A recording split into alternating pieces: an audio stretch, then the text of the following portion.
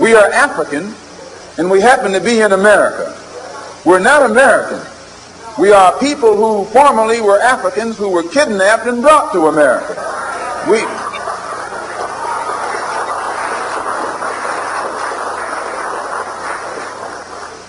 Our forefathers weren't the Pilgrims.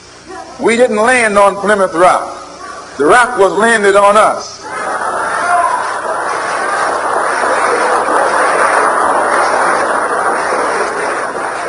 We were brought here against our will. We were not brought here to be made citizens.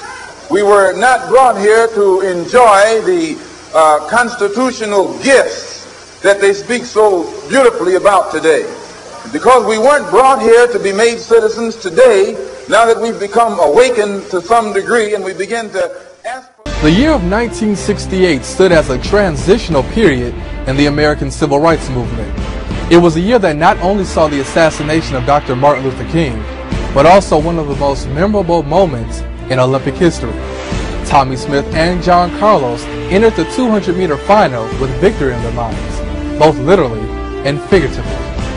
When that gun went off, it was just phenomenal. John just took off.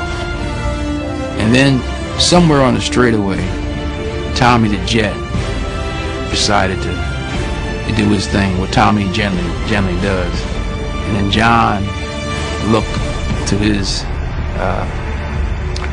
right, see Tommy going past him, and then Peter Norman ended up nabbing John. As Smith and Carlos took their place on the podium to accept their gold and bronze medals, it was then in which both raised their hands in the air with the Black Power salute.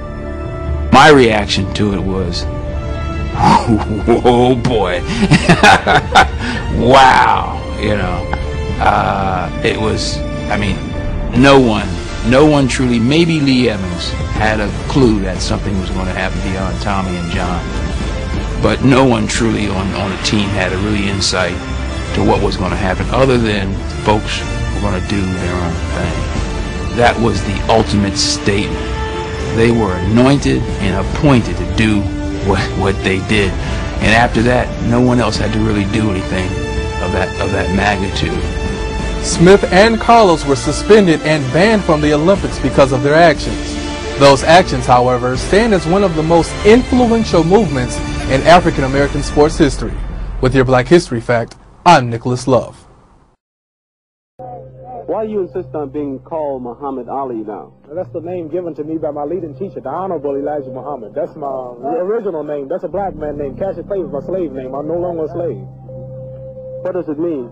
Muhammad means worthy of all praises, and Ali means most high.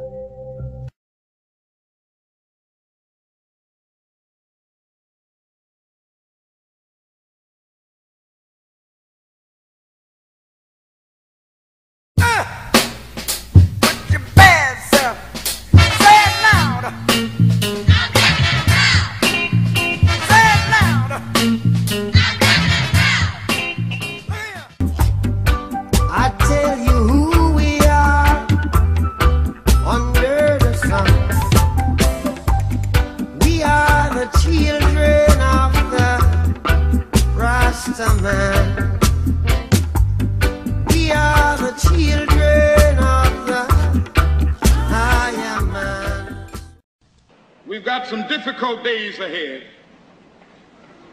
but it really doesn't matter with me now because I've been to the mountaintop. I don't mind.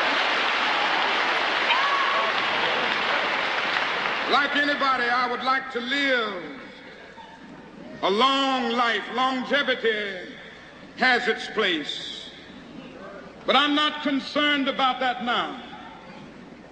I just want to do God's will.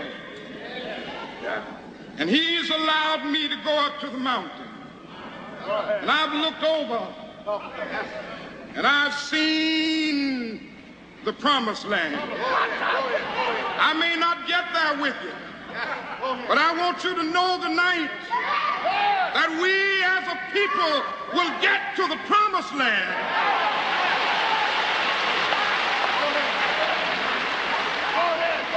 So I'm happy to tonight. I'm not worried about anything. I'm not fearing any man. Mine eyes have seen the glory of the coming of the Lord.